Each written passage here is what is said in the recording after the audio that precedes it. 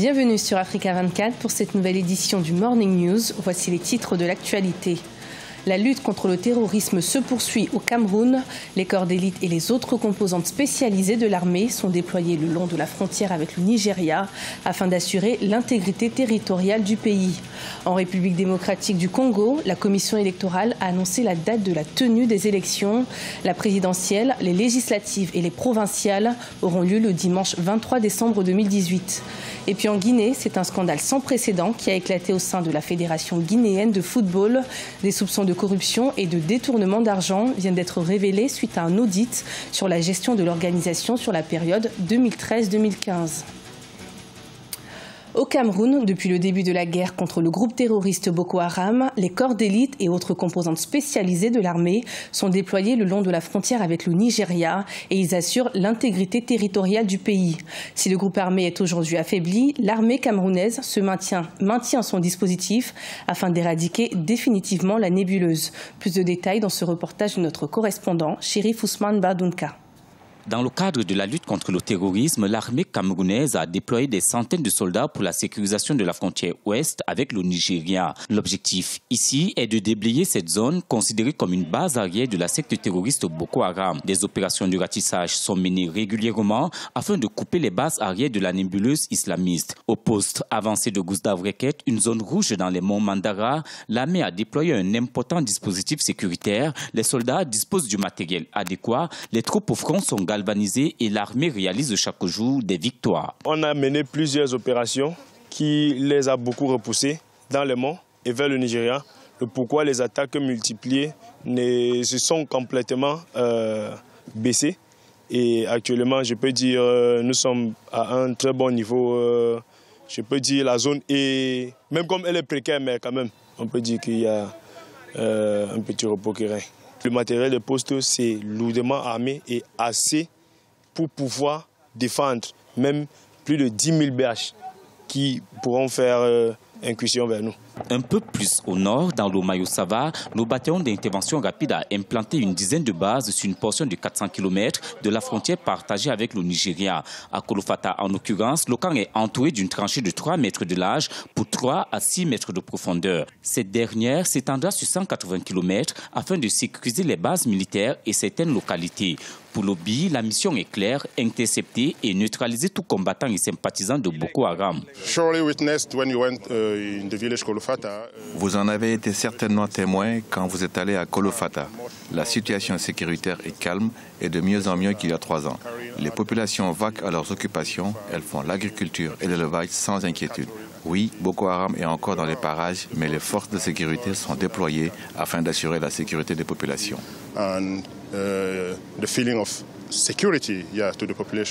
Que ce soit à Amchidé, Limani, Kolofata ou encore à Fotokol, l'armée camerounaise assure l'intégrité territoriale de l'extrême nord du Cameroun. Avec ses différentes composantes déployées le long de la frontière avec le Nigeria, elle a pu affaiblir la secte islamiste Boko Haram. L'heure est désormais à la vigilance et à la collaboration avec les populations autochtones pour une éradication définitive du terrorisme. L'attente aura été longue, mais la commission électorale en République démocratique du Congo a annoncé une date pour la tenue des élections. La présidentielle, les législatives et les provinciales se tiendront toutes le 23 décembre 2018. Les pressions de la société civile, de l'opposition et plus récemment de la communauté internationale auront fini par faire réagir les autorités et la commission électorale. Des détails avec Marcel Farba-Maroun. À l'issue d'un week-end de plénière, la CENI, Commission électorale nationale indépendante, a rendu public le calendrier électoral en République démocratique du Congo, dimanche 5 novembre 2017 à Kinshasa. 3 scrutins, à savoir la présidentielle, les législatives et les provinciales, se dérouleront ainsi en une seule date, soit le dimanche 23 décembre 2018. La Commission électorale, qui avait jusqu'ici affirmé qu'il n'était techniquement pas possible d'organiser ces scrutins avant avril 2019, a finalement pu trouver une solution coïncidant avec les récentes déclarations de Nikki Haley, représentante permanente des États-Unis à l'ONU, qui avait clairement averti les autorités compétentes.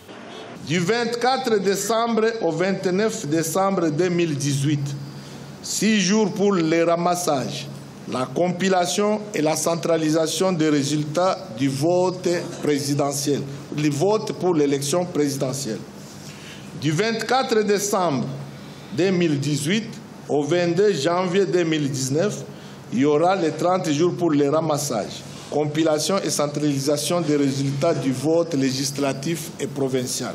Toujours d'après la CENI, les résultats provisoires de la présidentielle seront annoncés le 30 décembre 2018, tandis que les résultats définitifs seront proclamés le 9 janvier 2019. Quant à la prestation de serment du successeur de Joseph Kabila, elle se tiendra le 12 janvier 2019. Aussi, les Congolais de l'étranger pourront finalement voter. Ils seront enrôlés à partir du 1er juillet 2018, soit un mois après l'audit du fichier électoral mis à jour pour les électeurs habitant en République démocratique du Congo. L'opposition congolaise a déjà rejeté ce calendrier une fois de plus, comme les prédécesseurs. Et donc, ils s'attendent à demander la population à des mouvements de manifestation, des mouvements de colère, des mouvements de rejet. Mais cette fois-ci, il me semble bien que ce qu'ils veulent demander, c'est le départ de Kabila. En ce qui concerne les autres scrutins, il faudra attendre le 6 mars 2019 pour voir le Sénat renouvelé, élection qui n'a plus eu lieu depuis 2006. 15 jours plus tard devrait avoir lieu l'élection des gouverneurs et vice-gouverneurs. Quant aux élections locales, celles des conseillers communaux, secteurs et chefferies, elles pourront se tenir pour la première fois le 22 septembre 2019. Au Libéria, le second tour de l'élection présidentielle reporté à une date ultérieure. La Cour suprême a décidé de suspendre le processus électoral, le temps de mener une enquête sur le premier tour de l'élection présidentielle qui avait eu lieu le 10 octobre 2017. Une décision qui fait suite à la plainte du candidat malheureux du Parti de la Liberté, Charles Brumskin, qui a dénoncé des fraudes. Ashley Duprat. Au Libéria, l'ultime duel pour l'accession à la présidence n'aura pas lieu ce 7 novembre. Alors que le processus électoral avait été suspendu au lendemain du premier tour, cette décision, très attendue de la Cour suprême, ajourne le second tour sans pour autant fixer de date. Il est interdit à la Commission électorale nationale de tenir le second tour de l'élection jusqu'à ce qu'elle ait examiné les recours. Un scrutin sur lequel la Commission électorale nationale se montrait déjà pessimiste. Jérôme Corcoya, le président de la NEC, affirmait ainsi au lendemain du premier tour que le second tour prévu le 7 novembre 2017 était un objectif qu'il ne semblait pas possible d'atteindre. Parallèlement, le Parti de la Liberté, dirigé par Charles Brumskin, arrivé 3e lors du premier scrutin, avait déposé une plainte pour des fraudes massives et systématiques. L'enjeu ici, c'est la paix, c'est la paix. Il faudrait que tout se déroule dans la quiétude pour pouvoir vérifier davantage, pour ne pas qu'après proclamation ou dès qu'on va lancer le second tour, il y aura des velléités. Ce pays qui se cherche encore n'a pas besoin de vivre pareille situation. Il faudrait que le pays sorte rapidement du processus électoral. Parce qu'il dit processus électoral signifie aussi ralentissement de toutes les activités. Dans son arrêt, la Cour suprême impose à la Commission électorale nationale d'examiner la plainte déposée le 23 octobre par le Parti de la Liberté, un examen qui pourrait s'opérer jusqu'au 22 novembre. Dans l'ensemble, ces procédures peuvent s'étendre jusqu'au 6 décembre, au plus tard. Les soupçons de corruption au sein de la Fédération guinéenne de football, confirmés suite à un audit fait sur la gestion de l'organisation de 2013 à 2015. Des projets financés mais jamais réalisés, des dépenses non justifiées. Le préjudice de ces détournements d'argent est estimé à près de 100 000 €. Des éléments de réponse avec Emmanuel Milimono. C'est le scandale qui défraie la chronique au sein du football guinéen. Un audit commandé par la nouvelle équipe dirigeante a permis de mettre à jour un certain nombre d'irrégularités financières avoisinant les 100 000 €. L'enquête a porté sur la gestion financière allant de 2013 à 2015, année d'élection d'une nouvelle équipe exécutive à la FEGIFOOT. On se rend compte quand même qu'il y a beaucoup d'argent. Au lieu d'être orienté dans des projets pour développer le football guinéen, était plus orienté dans les poches de certains individus qui, à l'époque, géraient notre football. Les montants présumés injustifiés portent notamment sur la préparation et la présentation de la candidature de la Guinée pour l'organisation de la Coupe d'Afrique des Nations 2021. Selon le rapport d'audit, des fonds issus des contrats de sponsoring n'auraient pas été retrouvés et plusieurs autres décaissements n'ont pas suivi les procédures de transparence régissant la FEGIFOOT, mais pas seulement. Pour continuer sur cette voie, la FIFA attend de la nouvelle équipe élue en février 2017 qu'elle diligente également un audit sur les fonds destinés à la construction de l'hôtel de Nongo et un audit judiciaire de l'intégralité de la comptabilité de la FEGIFOOT. Le souci, ce n'est pas seulement au niveau de la fédération. Il y a les démembrements de la fédération, les districts de football, les ligues régionales, même au sein des clubs, que la gestion soit saine. Parce que si on veut développer le football en Guinée, il va falloir en réalité que cette façon de voir ou cette façon de faire se traduise aussi sur le terrain.